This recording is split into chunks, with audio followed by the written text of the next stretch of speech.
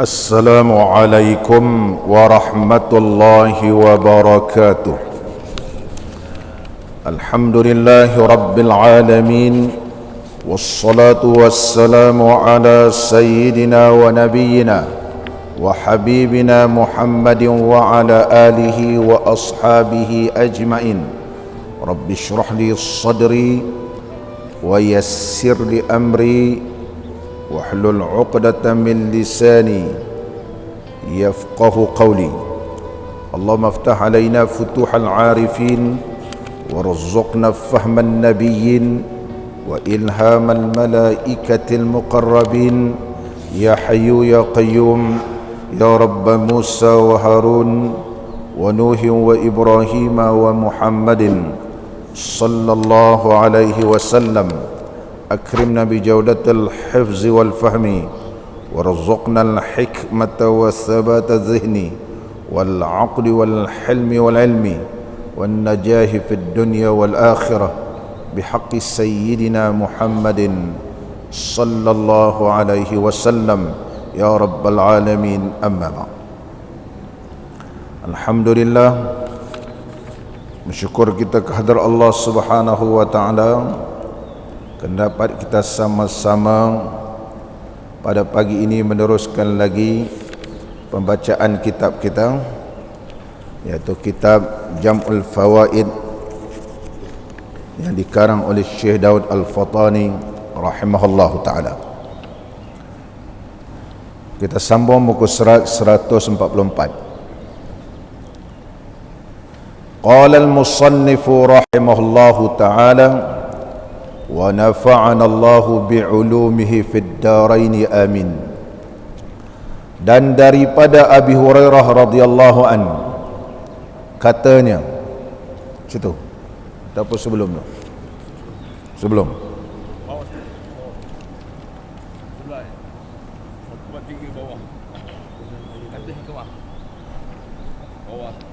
qala al-musannifu rahimahullahu ta'ala wa nafa'ana Allahu bi'ulumihi fid darain amin. Dan lagi sabda Nabi, sallallahu alaihi wasallam, barang siapa bang 7 tahun hal keadaannya ihtisab, hal keadaannya mengharapkan, ihtisab mana mengharapkan, hal keadaannya ihtisab. Asalnya ihtisab ni menghitung, kita terjemahkan mengharapkan. Barang siapa bang 7 tahun hal keadaannya ihtisab, dan mengharapkan pada Allah Ta'ala pahalanya, diharamkan Allah Ta'ala akan dagingnya dan tubuhnya atas binatang yang melata pada bumi, bahawa memakan akan dia di dalam kubur dia. Barang siapa yang azan lillahi ta'ala, maka Allah Subhanahu wa ta'ala peliharakan jasadnya ketika mana berada di alam kubur, sehingga tidak dimakan oleh ulat-ulat dan juga tanah ketika mana berada di dalam kubur. Ini kelebihan orang yang azan, orang yang azan. Sebagaimana yang telah kita bacakan pada pengajian yang lepas, di dalam dunia sahaja pun Allah Subhanahu wa ta'ala telah memberikan kelebihan tidak mendengar suara azan itu oleh batu, pokok, kayu, tanah, lumpur, manusia, jin yang basah, yang kering. Maka Allah ampunkan dosanya sejauh mana suaranya didengar oleh makhluk Allah. Dan begitu juga ketika mana di alam kubur, maka Allah Subhanahu wa ta'ala peliharakan mereka yang azan ini. Kenapa? Kerana mengharapkan pahala di sisi Allah Subhanahu wa ta'ala. Seterusnya lagi, dan kata hukama, kata orang yang alim, para alim ulama, ahlul hikmah, yang mengetahui halal dan haram, mengetahui hikmah-hikmah ini, bahawasanya adalah lafaz bang itu kalimat. Ada 19 kalimat. Dia kata lepas ada 19. Dan tiap-tiap hari itu 5 waktu sembahyang. Sehari semalam 5 waktu. Dan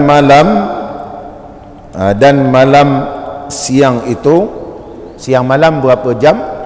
24 jam, 24 saat. Ada kalimat ada 19, sembahyang ni 5 waktu, jam ni ada 24 jam gitu. Apa kelebihan muazzin ni? Maka barang siapa azan satu kali dan sembahyang 5 waktu, diampunkan dosa yang ia kerjakan pada saat bang 20 jam itu. 19 hak bang dan 5 daripada hak sembahyang.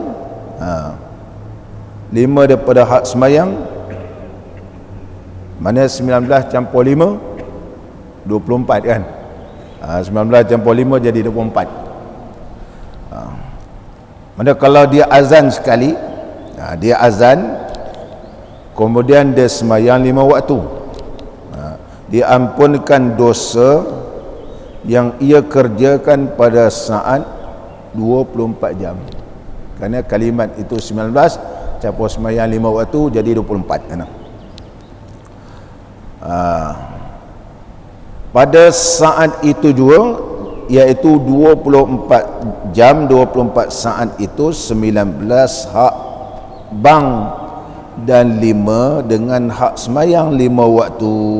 Ini kelebihan orang muazzin, walaupun sekali dan sembahyang 5 waktu, maka dosanya diampun oleh Allah Ta'ala seperti satu hari satu malam. Kalau dia azan tiap-tiap waktu, lagi banyak lah. Kalau azan tiap-tiap waktu, lagi banyak gitu. Ini diumpamakan begitu kelebihan orang yang jadi muazzin. Muslimin dan muslimat yang dirahmati oleh Allah Subhanahu wa ta'ala. Jadi apabila azan, Nabi SAW bersabda, "Idza sami'tumun nidaa faqulu misla ma yaqulul muazzinu." Apabila kamu mendengar azan dilaungkan, maka ucapkanlah seumpama apa yang diucapkan. Jadi Nabi SAW bersabda, ucapkanlah, faqulu, kamu katakanlah, mislama yaqulul muazzinu, seperti apa yang dilafazkan oleh muazzin, bukan seperti mana yang kamu dengar. Kalau seperti mana kita dengar, kalau muazzin tu lagu, kita kena jawab dengan berlagu. Begitu. Oleh sebab itu Rasulullah menyebut, hendaklah kamu menjawab sebagaimana yang kau dengar lafaz. Lafaznya ialah Allahu Akbar, maka kita jawab Allahu Akbar, bukan sebagaimana yang kamu dengar. Sebagaimana kau dengar, walaupun dia lagu berlengguk-lengguk salah dia punya, dari sudut tajwid dia, kita bukan dengar dari sudut yang kita dengar, jawab sebagaimana kita dengar, tapi jawab lafaz azan itu. Ini yang diuraikan oleh ulama kita di kalangan mazhab al-Imam Syafi'i rahimahullah ta'ala. Maka menjawab ini, adakah bagi orang yang berhadas besar dan orang yang haid disunatkan menjawab azan? Sebab dia bukan ayat Quran, dia bukan ayat Quran, tetapi dia adalah kalimah-kalimah yang baik. Sebahagian ulama di kalangan mazhab kita al-Imam Syafi'i berkata, sama ada ianya datang haid ataupun dia berhadas besar, maka sunat baginya menjawab juga, kerana dia bukan ayat Quran.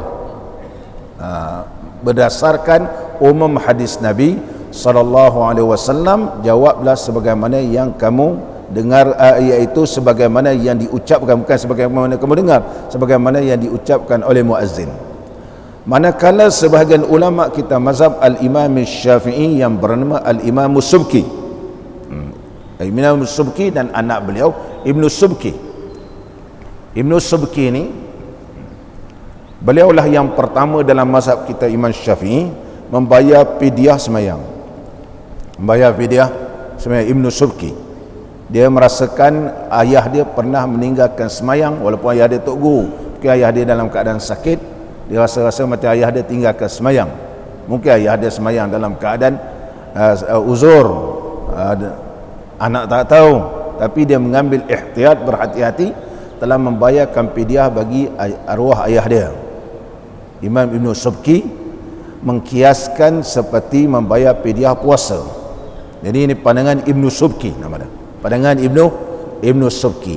Jadi barang siapa yang nak bayar fidyah semayang dikiaskan seperti puasa. Ada ulama kita mazhab Imam Syafi'i yang bersetuju dengan pandangan itu, yang mula-mula di kalangan ulama kita Syafi'i paling masyhur ialah Ibn Subki rahimahullah ta'ala. Dan kita di Melaka pun telah memberikan fatwa dua, sama ada nak pakai pandangan Ibn Subki ataupun tak nak pakai pun tidak menjadi masalah, sebab ini adalah benda yang diperselisihkan di kalangan para ahli ulama. Kalau nak buat ahlan wa sahlan, kalau tak nak buat pun tidak jadi dosa, sebab ini adalah ijtihad di kalangan para alim ulama. Dan membayar fidyah ini boleh dibayar di pusat zakat, dibayar pusat zakat di atas, iaitu kita sebut bayar fidyah.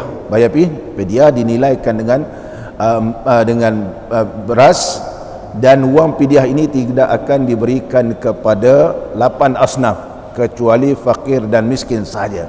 Fidyah tidak boleh diberikan kepada fi sabilillah, tak boleh bagi pada muallaf, tak boleh bagi kepada orang gharimin, tak boleh yang lain kecuali fuqara wal masakin. Fuqara wal masakin saja, bagi orang yang nak membayar fidyah. Begitu. Sama balik kita. Manakala Syekh Ibn Subki menyatakan tidak menjawab oleh orang yang berhadas, kerana Nabi SAW sendiri tidak suka menjawab salam dalam keadaan ia tidak ada wudu. Ketika mana Nabi SAW berhadas, Rasulullah tak jawab salam. Ada satu ketika Rasulullah sedang membuang air kecil, tiba-tiba ada sahabat lalu beri salam pada Nabi SAW. Jadi Rasulullah tak jawab sebab berhadas. Lepas habis berhadas, Rasulullah panggil sahabat. Dan ada satu ketika Rasulullah jawab. Dalam satu ketika Rasulullah jawab, satu ketika Rasulullah tak jawab. Hadis riwayat Imam Tirmizi. Satu ketika Rasulullah jawab, Rasulullah panggil orang tu. Walau dalam keadaan aku berhadas, jangan beri salam. Sesungguhnya aku menjawab salam kamu aku sebab takut fitnah. Contoh, saya tengah kencing, datang orang kan, Assalamualaikum Ustaz, kencing ke? Begitu. Assalamualaikum, dan nampak saya tengah kencing, dia bilang Assalamualaikum kan, saya mesti jawab Waalaikumsalam. Kalau tak jawab pula, takut orang kata apa, saya beri salam ke Rasulullah, tak nak jawab. Orang ni kata, ana beri salam, dia jawab. Nampak dia, takut membawa fitnah. Barangkali orang ni suka bawa mulut, kata begini, aku jawab salam kerana aku takut tersebarnya fitnah bahawa aku tidak menjawab salam, tetapi sekiranya aku dalam keadaan berhadas, jangan beri salam. Kalau orang beri salam, kita boleh jawab salam itu bila? Selepas kita membuang air besar atau buang air kecil. Oleh sebab itu makruh bercakap-cakap ketika mana buang air kecil dan buang air besar, berdasarkan hadis tersebut. Dan Rasulullah SAW tidak suka menyebut nama Allah dalam keadaan berhadas. Mana habis buang air besar, buang air kecil, contohnya terus mengambil uduk dan berzikir, menyebut nama Allah dalam keadaan tidak berhadas. Begitu juga menjawab azan ini, Al-Imam Subki menyebut makruh menjawab azan dalam keadaan berhadas besar bagi orang yang berjunub ataupun orang yang berhadas, iaitu seperti haid, berdasarkan hadis Rasulullah SAW. Ada ulama menyebut bagi orang yang berhadas kerana datang haid boleh jawab tidak makruh kerana tempohnya begitu lama. Kalau dia tak jawab azan, tak dapat pahala sebagaimana yang disebut oleh Nabi SAW. Kalau selama 7 hari lah dia tak dapat jawab, tak dapat pahala. Sebab dia datang haid.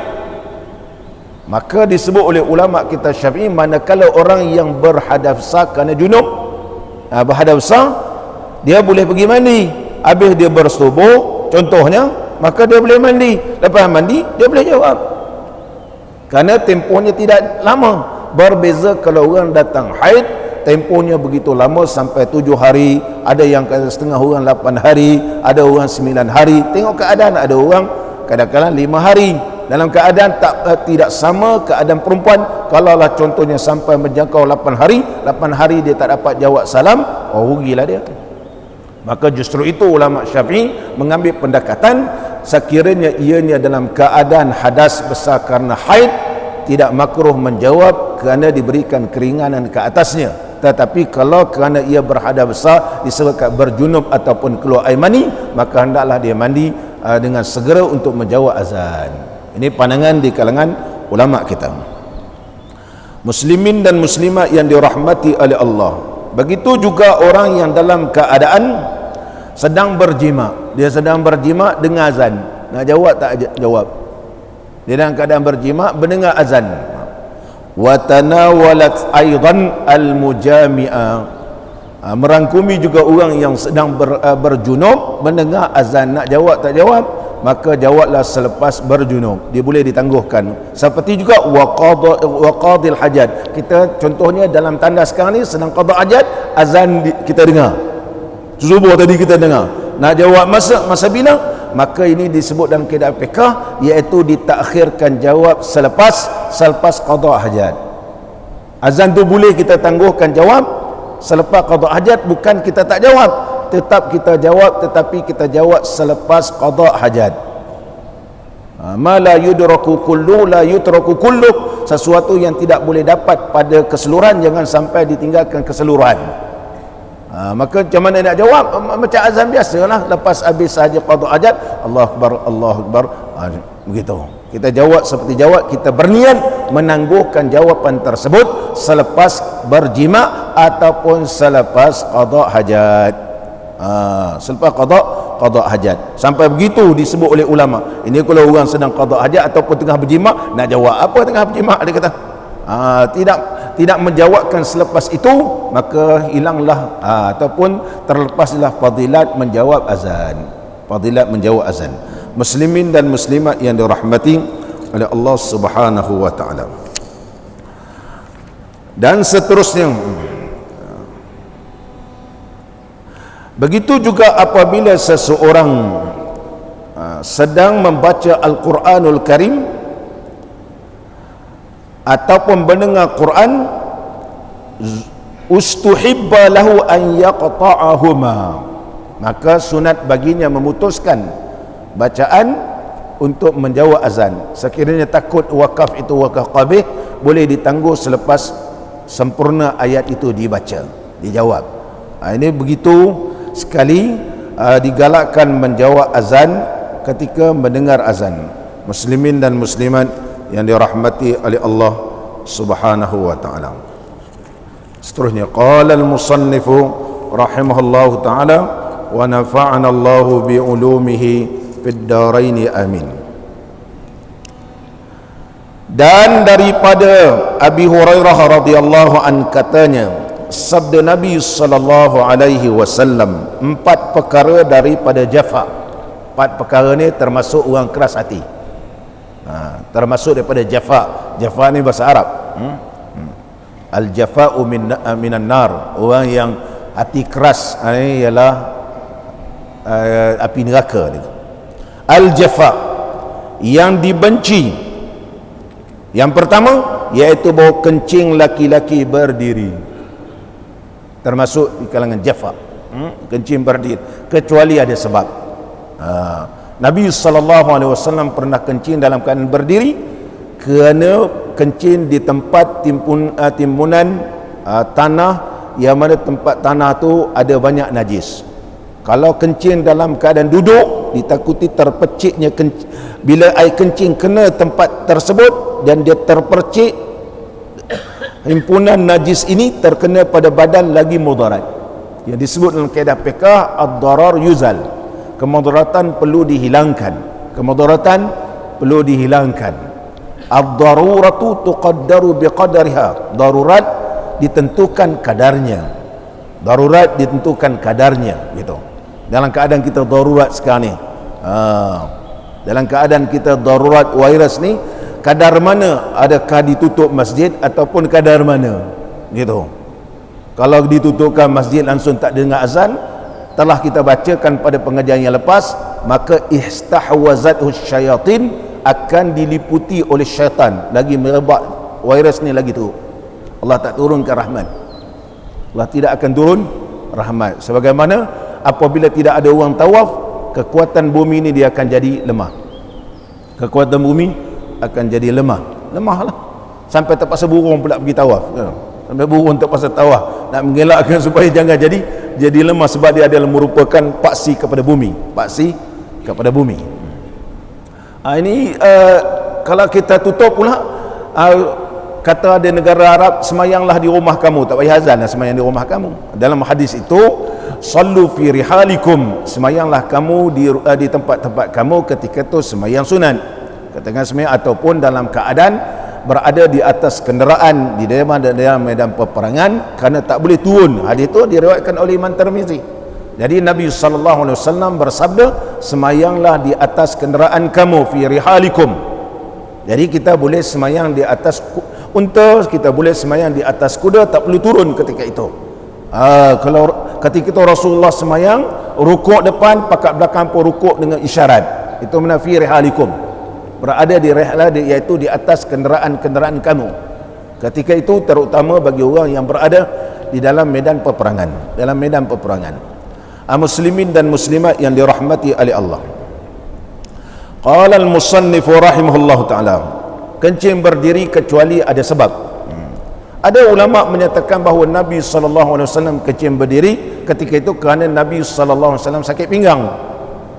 Kerana perubatan orang Arab, kalau sakit pinggang ubatnya ialah kencing berdiri. Tetapi ini tidak ada dibuktikan.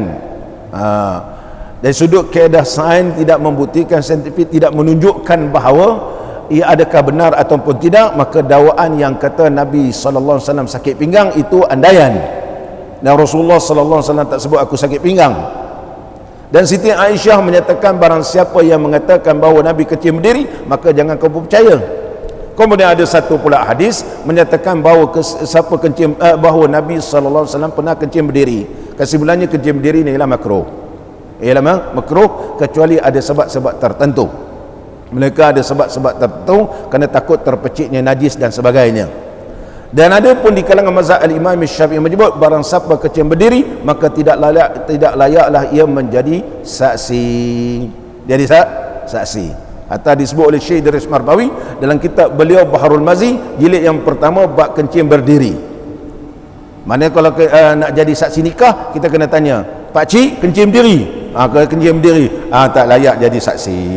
Sebab Imam Syafi'i kata tidak layak, tak kira saksi nikah, saksi apa pun tidak layak kerana dia termasuk jafa.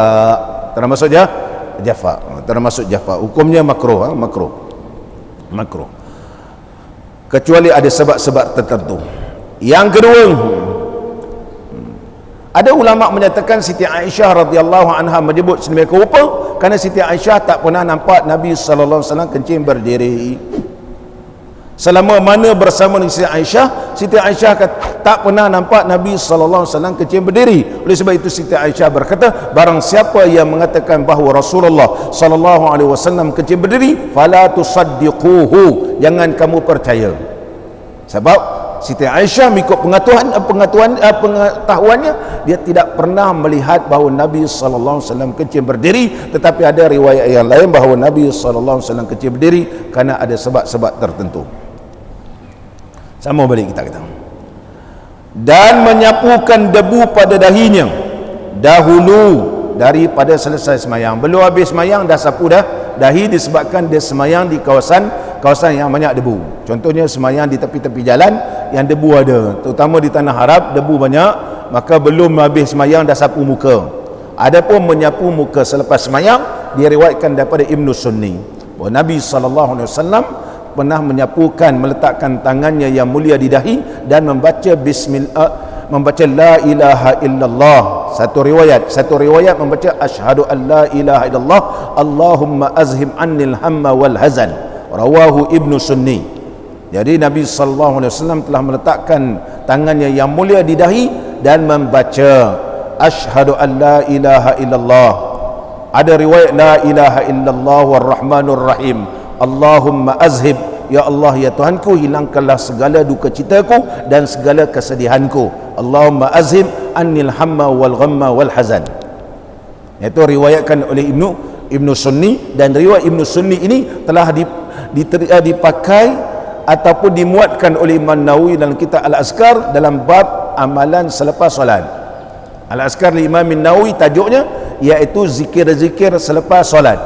Imam Nawawi masukkan dalam bab zikir-zikir lepas solat kerana baca itu adalah selepas beri salam yang kedua. Dia tak ada kaitan dalam bab semayang. Dia tak ada kaitan dalam bab semayang. Yang dilarang ialah ketika semayang jangan disapu-sapukan dahi. Iaitu seorang pada sabil, dia semayang dekat jalan, pada jalan raya yang lalu lintas yang memutuskan semayang atasnya. Oleh sebab itu banyak debu, jadi disapunya sambil tengah semayang, disapu-sapunya. Maka ketika semayang kalau sapu-sapu pun dahi pun tak boleh, apatah lagi kalau semayang betul-betulkan jubah. Setiap orang Arab tengah semayang betul jubah, tengah semayang betulkan serban. Sapu-sapu dahi pun hukumnya adalah jafa, termasuk orang yang keras hatinya, tidak khusyuk kepada Allah. Apatah lagi tengah semayang betul-betul mikrofon, tengah-tengah semayang pegang janggut, semayang pegang janggut, semayang ke main janggut ke? Tak khusyuk. Tengah semayang betul-betulkan serban, tengah semayang betul-betulkan jubah, tak khusyuk. Kalau dalam bab menyapu pun tidak dibenarkan, termasuk jafa. Benda lain lagi jafa, sebab kamu tidak khusyuk kepada Allah, termasuk kamu keras hati, dan seterusnya lagi. Dan mendengar akan bang, dia dengar bang, maka tiada dijawabnya. Dia dengar azan tapi dia tak jawab, yakni tiada berkata ya. Dia tak berkata, dia tak sebut jawab kan? Dia tidak berkata ya, sebab hadis kata katakanlah sebagaimana yang dikata oleh muazzin. Kalau kita terjemah jawablah. Maka tiada dijawabnya, yakni tiada berkata ya, seumpamanya seperti apa yang diucapkan oleh muazzin, dan tiada pergi ia semayang kepada jamaah. Dengar azan tapi tak pergi semayang berjemaah, dia termasuk dengan jafa, termasuk dengan jafa. Muslimin dan muslimat yang dirahmati oleh Allah Ta'ala, sama balik. Dan lagi khabar adalah Nabi SAW apabila berkata muazzin Allahu Akbar, Allahu Akbar, mana Allahu Akbar berkata ia sertanya, mana orang yang mendengar pun ucap Allahu Akbar. Dan demikian pada dua syahadah, asyhadu an la ilaha illallah pun dia jawab asyhadu an la ilaha illallah. Asyhadu anna Muhammadar Rasulullah, dia pun jawab asyhadu anna Muhammadar Rasulullah. Dan apabila berkata muazzin hayya 'alas salah, hayya 'alas salah dan hayya 'alal falah, katanya, kata orang yang mendengar, la haula wala quwwata illa billahil aliyyil azim. Mana yang bunyi? La haula, tidak ada daya dan kekuatan melainkan dengan Allah. Apa maksudnya? Maka untuk menghuraikan maksud la haula wala quwwata illa billahil aliyyil azim, Al-Imam Khatib Syarbini dalam kitab Mughni Muhtaj jilid yang pertama menghuraikan maksud la haula. La haula, tidak ada daya. Tidak ada daya apa dia? Meninggalkan maksiat melainkan dengan pemeliharaan Allah. Kita tak ada daya upaya, tidak ada daya nak meninggalkan maksiat melainkan Allah pelihara kita. Oleh sebab itu kita jawab la haula, ay la haula, tidak ada daya anil ma'siyati, meninggalkan maksiat, illa bi'ismatillah, melainkan dengan pemeliharaan Allah, melainkan Allah pelihara kita. Wala quwwata, tidak ada kekuatan, ala ta'ati, melakukan taat, illa billah, illa bi'aunillah, melainkan dengan pertolongan Allah.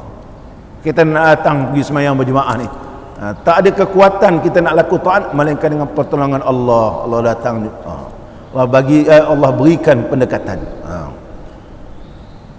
Kalau tidak, bila dengar begini-begini, akan kena COVID-19 pula, mati pula aku, dia kata. Kita diselubungi dengan ketakutan. Ketakutan.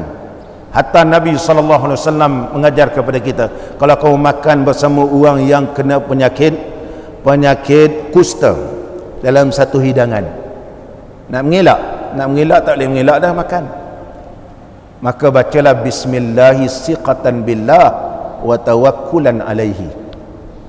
Bismillahi dengan nama Allah, siqatan billah, kita percaya dengan Allah. Kalau dia nak kena kan. Wa tawakkulan alaihi, dan serah ke atasnya, ke atas Allah. Makanlah, Rasulullah kata, insya-Allah tidak terkena kamu. Tidak terkena. Ni kalau nak salam dengan ustaz pun saya pun takut. Orang kata jangan bersalam. Bismillahi siqatan billahi wa tawakkulan alaihi.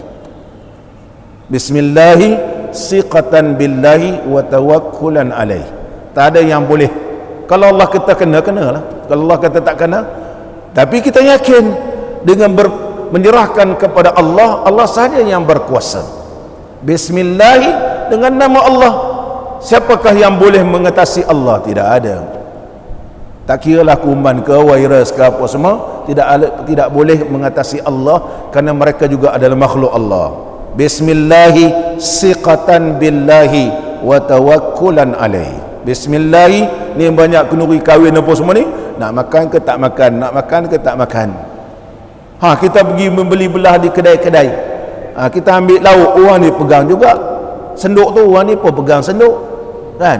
Kita kata tak boleh salam, tu pegang senduk lagi banyak.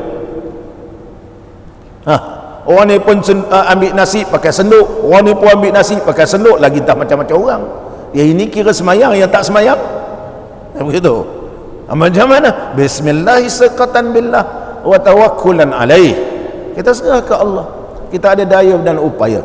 La haula wa la quwata, ay la quwata, tidak ada kekuatan ala ta'ah, melakukan ta'at, illa billah, ay illa bi'aunillah, melainkan dengan pertolongan Allah.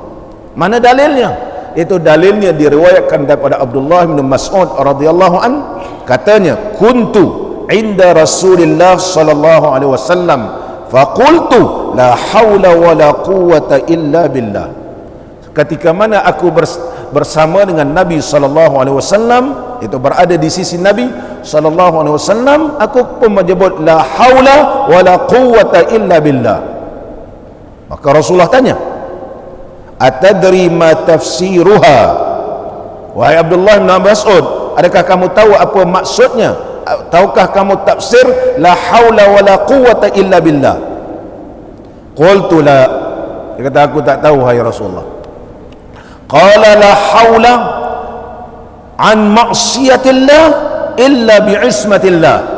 La haula, tidak ada daya meninggalkan maksiat melainkan dengan sebab Allah peliharakan dia. Ada masalah? La haula wala quwwata ala ta'ati, tidak ada kekuatan nak melakukan taat illa bi'aunillah, melainkan dengan pertolongan Allah. Summa daraba biyadaihi ala mankibai. Kemudian Rasulullah pun tepuk-tepuk bahuku, kemudian bersabda, hakaza akhbarani Jibrilu alaihi salam. Beginilah yang telah diberitahukan kepadaku oleh Jibril alaihi salam. Mana huraian ini adalah huraian daripada Nabi sallallahu alaihi wasallam. Rasulullah telah mendengar daripada Jibril alaihi salam. Jibril iaitu menyampaikan daripada Allah Subhanahu wa taala. Hadis yang diriwayatkan oleh Al-Imam Al-Baihaqi dalam kitab Syu'abul Iman jilid yang pertama, hadis yang ke-446. Sama balik kita kata, qala al-musannif rahimahullah taala. Tu maksud la haula wala quwwata illa billahil aliyyil azim. Bismillah tawakkaltu ala Allah. Kita nak keluar rumah Rasulullah aja, bismillah tawakkaltu ala Allah. La haula wala quwwata illa billahil aliyyil azim. La haula wala quwwata, la haula anil ma'siyati illa bi'ismatillah wala quwwata 'ala ta'ah illa bi'aunillah, wala quwwata 'ala menolak apa semua illa bi'aunillah, melainkan dengan pertolongan Allah. Allah beri pertolongan, tak ada orang yang boleh menghalangkannya. Sama balik. Kata faqih, berkata al-Imam al-Faqih Abu Lais As-Samarqandi. Imam Abu Lais As-Samarqandi mengarang kitab paling masyhur Tanbihul Ghafilin. Kitab beliau yang masyhur dalam fiqh, Khazainul Fiqh. Kitab beliau yang terkenal dalam ilmu fiqh iaitu Fiqhun Nawazil. Al-Imam Abu Lais Samarqandi, nama beliau ialah Nas Ibnu Muhammad Ibnu Ahmad Ibnu Ibrahim. Gelarannya Abu Lais As-Samarqandi, seorang yang faqih, seorang ulama hadis dan zuhud. Beliau telah belajar ilmu fiqh di sisi Syekh Ja'far Hindawani, dan beliau telah mengarang banyak kitab, terlampau banyak kitab yang dikarang oleh beliau. Di antaranya Tafsirul Quranil Azim, Umdatul Aqaid berkaitan dengan akidah. Kebanyakan belah-belah Samarqandi iaitu mengikut akidah Al-Maturidiyah. Bustanul Arifin, Khazanatul Fiqhi, Tanbihul Ghafilin. Yang kitab kita ni iaitu Tanbihul Ghafilin, dan kemudian Risalah fi Usuluddin, dan macam-macam kitab beliau Nawazil. Jadi dipetik dalam kitab Tanbihul Ghafilin, berkata Imam Abu Lais As-Samarqandi rahimahullah ta'ala, sayugianya bagi orang yang mendengar akan azan itu, bahawa ia mendengar lagi ia membesarkan dan berkata ia seperti katanya, melainkan pada dua hay'alah. Mana bagi orang yang mendengar azan, maka hendaklah dia dengar wa yu'azzim, dan mengagungkannya. Dia hendaklah mendengar dan mengagungkan, dan berkata sebagaimana apa yang dikata oleh muazzin. Mana ucaplah sebagaimana yang diucapkan oleh muazzin, kecuali ketika hayya 'alas salah, dan hayya 'alal falah. Maka dijawabnya dengan la haula wala quwwata illa billahil aliyyil azim, dan demikian lagi pada as-salatu khairum minan naum, yang dinamakan taswib. As-salatu khairum minan naum ni nama taswib dalam istilah fiqh. Itu sebab bila orang nak ambil tauliah, kita kata dalam bab azan ni ada taswib. Apa makna taswib? Ada setengah ni dia tak mengaku, dia tak tahu, dia pun tasrif, thawaba yuthawwibu, taswib. Kita tanya apa makna taswib, dia tak tahu makna taswib. Taswib ialah menyebut as-salatu khairun minan naum. Tu kalimatnya thawaba yuthawwibu, taswib. Jawapannya sadaqta wa barilta ataupun sadaqta wa baralta. Dua-dua boleh baca, tapi masyhur sadaqta wa barilta. Nanti saya uraikan. Sama balik kita. Demikian lagi pada as-salatu khairun minan naum, maka dikatanya sadaqta wa barilta. Sadaqta wa barilta. Adapun pada kalimah at-taswib, iaitu as-salatu khairun minan naum, dibacakan bi kasri ra al-ula. Ra yang pertama dibariskan bawah, wa barir, dan disukuhkan ra yang kedua, wa barilta. Ini paling sahih. Wa hukiya fathul ula, dan ada juga ulama kata boleh juga dibaca wa baralta. Masyhur kita Malaysia baca wa baralta, tapi sebenarnya paling sahih wa barilta. Paling sahihnya ialah wa barilta. Apa maksud wa barilta? Mana sadaqta, benar apa yang kamu ucapkan wahai muazzin, wa barilta ay sirta zabirrin, engkau jadi orang yang terbaik. Orang yang terbaik.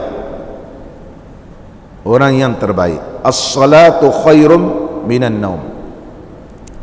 Muslimin dan muslimat yang dirahmati oleh Allah Ta'ala, begitu juga disunatkan bila kita menjawab sahaja azan bermula pada la haula wala quwwata illa billah.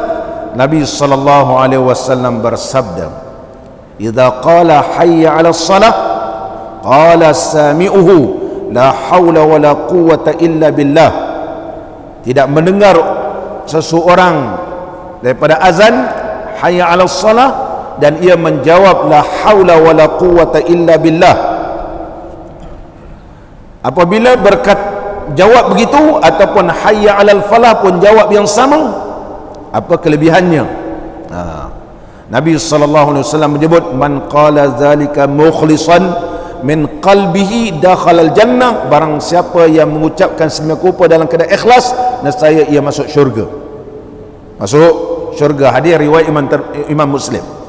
Manakala riwayat Imam Bukhari dan Imam Muslim, bacaan la haula wala quwwata illa billah kanzun min kunuzil jannah. Ia adalah pembendaharaan daripada pembendaharaan syurga. Sebab apa disebut kanzun? Satu pembendaharaan ni, ajruha muddakharun liqailiha kama yuddakharul kanzu. Pahala orang yang menjawab azan la haula wala quwwata illa billahil aliyyil azim disimpan sebagaimana orang simpan harta banyak-banyak. Simpan, begitulah disimpan, menjadikan dia banyak, menjadikan sebagai seperti pembendaharaan di antara pembendaharaan syurga. Ini kelebihan baca la haula wala quwwata illa billahil aliyyil azim. Muslimin dan muslimat yang dirahmati oleh Allah Subhanahu wa taala. Qala al-musannifu rahimahullahu taala wa nafa'ana Allah bi ulumihi fid darain amin. Seterusnya lagi, manakala selesai ia daripada bang, maka hendaklah ia selawat.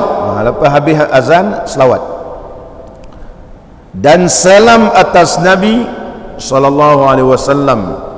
Kemudian salawat dan salam, Allahumma salli ala sayyidina Muhammad wa ala alihi wa sahbihi wasallim. Selawat dulu, selawat. Kemudian barulah dibacakan doa. Dia kata baca doa. Allahumma rabb hadhihi da'wati tammah. Ya Allah. Allahumma maksud ya Allah. Hanya ulama tasawuf menyebut kalimah Allahumma ni iaitu digabungkan Allah dengan Muhammad dalamnya. Mim itu merujuk kepada Muhammad. Bila kita sebut Allahumma, mana Allah Muhammad. Allah Muhammad. Sebab mim adalah merupakan ringkasan daripada kalimah Muhammad. Ini ulama tasawuf sebut rahsia membaca Allahumma. Adapun ulama nahwu menyebut mim itu iwadun anil nida. Ulama bahasa menyebut Allahumma bermakna ya Allahu. Apa tanda bahawa asalnya ya Allahu, ya Allah, jadi ganti ya ialah mim. Ini ulama nahwu. Ulama nahwu. Sebab ulama nahwu ni sama ada di Islam tak Islam, mereka hukum adalah sama. Ya Allah, mana ya Allah, Allahumma. Ulama tasawuf pula berkata Allahumma rahsia mim ialah merujuk kepada Muhammad. Allahu, Allah wa Muhammad. Allahu Muhammad berdasarkan asyhadu an la ilaha illallah wa asyhadu anna Muhammadar Rasulullah. Pada Allah dengan Muhammad tidak boleh dipisahkan. Tak boleh dipisahkan. Allahumma makna ya Allah, wahai Tuhan. Hazid dakwah, apa dakwah ini? Iaitu azan dan iqamat at-tammah yang sempurna, wassalatul qaimah, semayang yang telah didirikan. Ati, berikanlah kepada Muhammad wasilah dan kelebihan, dan bangkitkanlah ia dengan kedudukan yang terpuji yang telah engkau janjikan.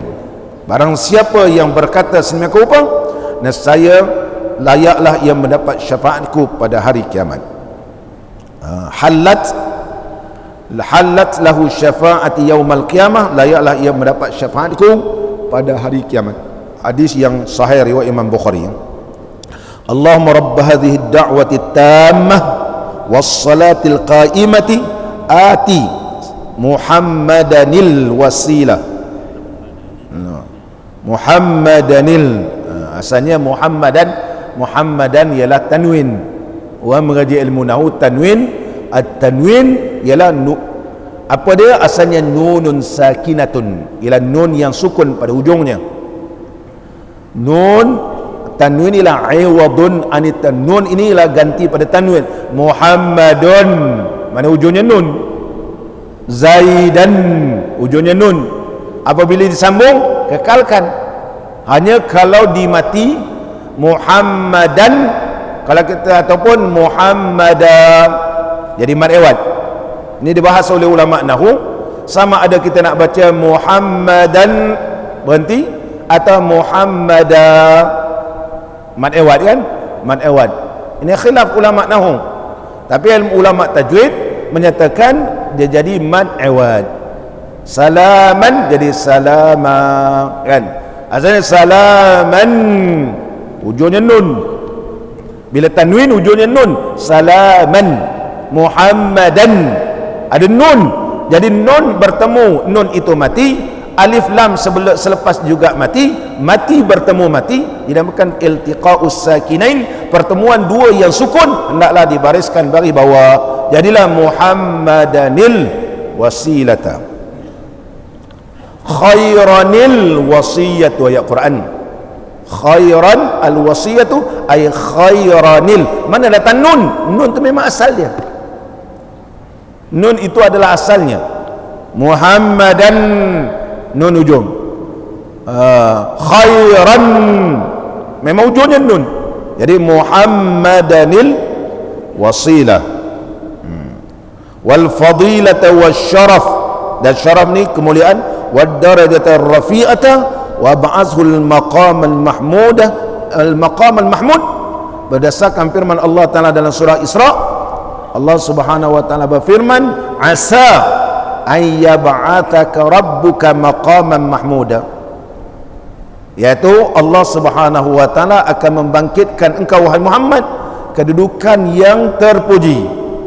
Nabi sallallahu alaihi wasallam bersabda, al-maqamul mahmud, iaitu memberi maksud aku diberikan syafaat. Diberikan syafaat. Dan maqamul mahmud ini juga diriwayatkan daripada al-Imam At-Tabari, al-maqamul mahmud adalah Nabi sallallahu alaihi wasallam diberikan kedudukan terpuji. Annallaha ta'ala yujlisuhu 'alal 'arsy, sesungguhnya Allah mendudukkan Nabi sallallahu alaihi wasallam, berikan kedudukan 'alal 'arsy, di atas arasy. Besok di akhirat Allah berikan Nabi sallallahu alaihi wasallam berada di atas arasy, memberikan syafaatul uzma. Oleh sebab itu dinamakan al-maqamul mahmud. Al-maqam al-mahmud iaitu baginda Rasulullah sallallahu alaihi wasallam. Banyak lagi yang kita nak bincang, insya-Allah kita akan sambung pada pengajian akan datang. Mudah-mudahan pertemuan kita diberkati dan diridai oleh Allah Subhanahu wa taala.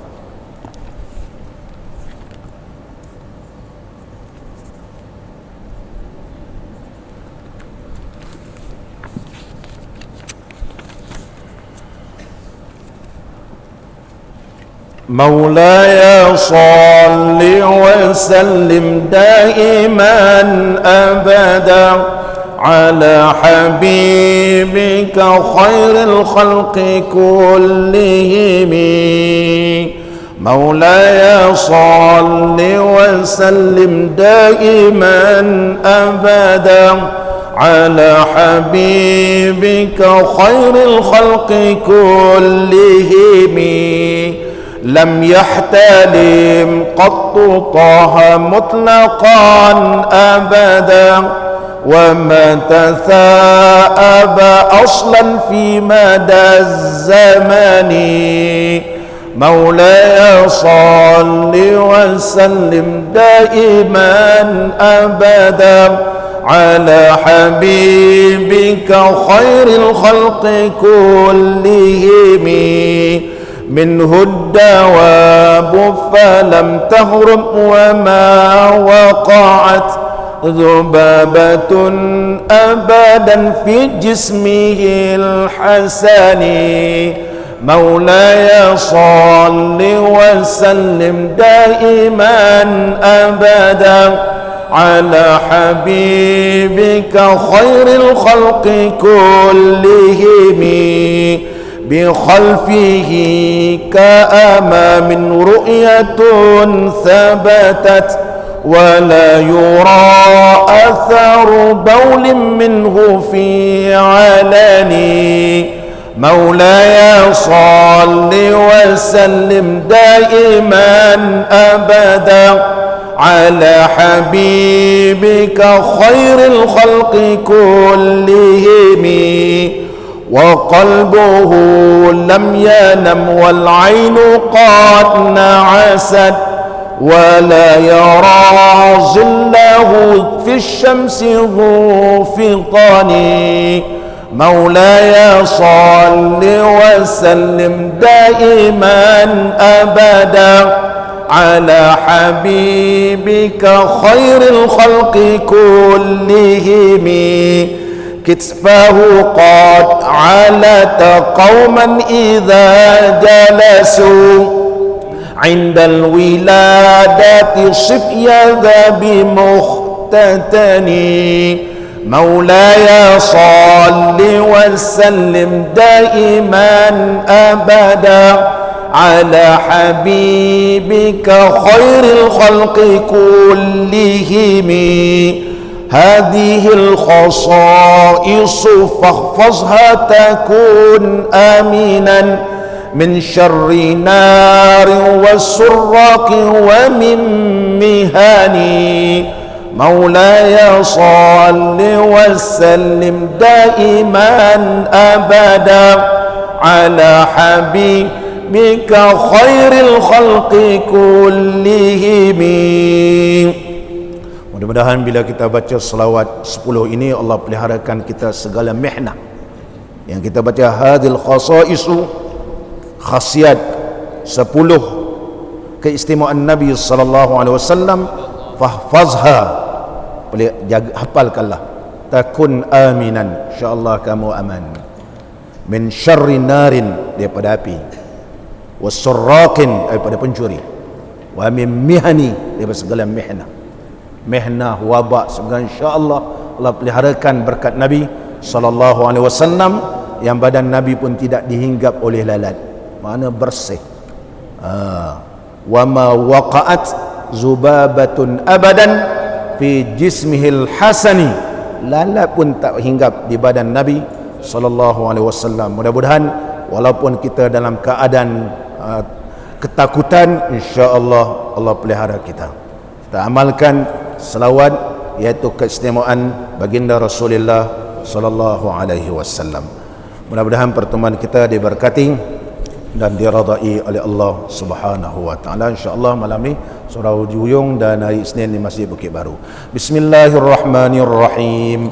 Alhamdulillahirabbil alamin. Wassalatu wassalamu ala sayyidina wa nabiyyina wa habibina Muhammadin wa ala alihi wa sahbihi ajma'in. اللهم صل على سيدنا محمد صلاة تدفع عنا بها الطعن والطاعون، يا من أمره إذا أراد شيئا أن يقول له كن فيكون، وسلم تسليما كثيرا برحمتك يا أرحم الراحمين. اللهم اجعل اجتماعنا بالرحمة وافتراقنا بالمغفرة وخاتمتنا بالسعادة وألهمنا الرشد والحكمة. بسم الله الرحمن الرحيم. سلام قولا من رب رحيم. سلام على نوح في العالمين. سلام على إبراهيم. سلام على موسى وهارون. سلام على الياسين. سلام عليكم طبتم فادخلوها خالدين. سلام عليكم بما صبرتم فنعم عقبى الدار. سلام هي حتى مطلع الفجر. اللهم يا سلام يا سلام يا سلام يا حي يا قيوم يا قادر يا معين يا من له الاسم العظيم العظم يا من إذا أراد شيئا أن يقول له كن فيكون يا حليم يا عليم يا علي يا عظيم سلمنا من الفواحش ما ظهر منها وما بطن سلمنا من الفواحش ما ظهر منها وما بطن سلمنا من الوباء ما ظهر منها وما بطن يا الله يا رحمن يا رحيم يا شديد القوي ويا شديد المحال لقد جاءكم رسول من أنفسكم عزيز عليه ما عنتم حريص عليكم بالمؤمنين رؤوف رحيم لا إله إلا الله الخالق الأكبر حرص لكل خائف ولا طاقة لمخلوق مع قدرة الخالق اللهم إنا في حماك وتحت لواك ya Allah ya Tuhan kami berada di bawah penjagaanmu ya Allah ya Allah ya Tuhan kami mohon kepadamu ya Allah peliharalah kami ya Allah peliharalah kami ya Allah dan kami berada di bawah panji-panjimu ya Allah Allahumma inna fi himaka wa tahta liwaka fahmina bihimaka wasrif anna min balaika an-nashizi fil ardika wan nazidi min sama Allahumma asrif anna balwaka an-nashizi fil ardi wan nazidi minas sama ya Allah ya Tuhan kami isrif anna jauhkanlah kami daripada balamu yang tersebar di dalam muka bumimu ya Allah yang turun daripada langitmu ya Allah Allahumma asrif anna balwakan nashizi fil ardi wan nazili minas sama fa in tawallaw faqul hasbi Allahu la ilaha illahu alaihi tawakkaltu wa huwa rabbul arshil azim fa in tawallaw faqul hasbi Allahu la ilaha illahu alaihi tawakkaltu wa huwa rabbul arshil azim fa in tawallaw faqul hasbi Allahu la ilaha illahu alaihi tawakkaltu wa huwa rabbul العرش العظيم اللهم يا حفيظ يا حفيظ يا حفيظ يا عليم يا حكيم يا رحمن يا رحيم احفظنا واحفظ ديننا وأهلنا وأموالنا وأولادنا وأصحابنا مدى الأيام والزمن من جميع الآفات والآهات ومن شر النفاثات في العقد ومن شر حاسد إذا حسد بما حفظت به الروح في الجسد وبما حفظت به الذكر فإنك قلت وقولك الحق إنا نحن نزلنا الذكر وإنا له لحافظون إنا نحن نزلنا الذكر وإنا له لحافظون إنا نحن نزلنا الذكر وإنا له لحافظون فاحفظنا وإياهم من فوقنا ومن تحتنا وعن يميننا وعن شمالنا وعن أمامنا ومن خلفنا ومن ظاهرنا ومن باطننا والله من ورائهم محيط والله من ورائهم محيط والله من ورائهم محيط بل هو قرآن مجيد في لوح محفوظ يا الله يا رحمن اللهم لا تحرمنا خير ما عندك للشر ما عندنا واحفظنا من جميع الآفات والعاهات إنك قريب مجيب الدعوات إنك قريب مجيب الدعوات إنك قريب مجيب الدعوات بخزائن بسم الله الرحمن الرحيم وبأسرار نشهد أن لا إله إلا الله ونشهد أن محمد رسول الله وبألف ألف لا حول ولا قوة إلا بالله العلي العظيم وبجاه سيدنا محمد الأمين وعلى آله وأصحابه الأجمعين سبحان ربك رب العزة عما يصفون والسلام على المرسلين والحمد لله رب العالمين تقبل الله منكم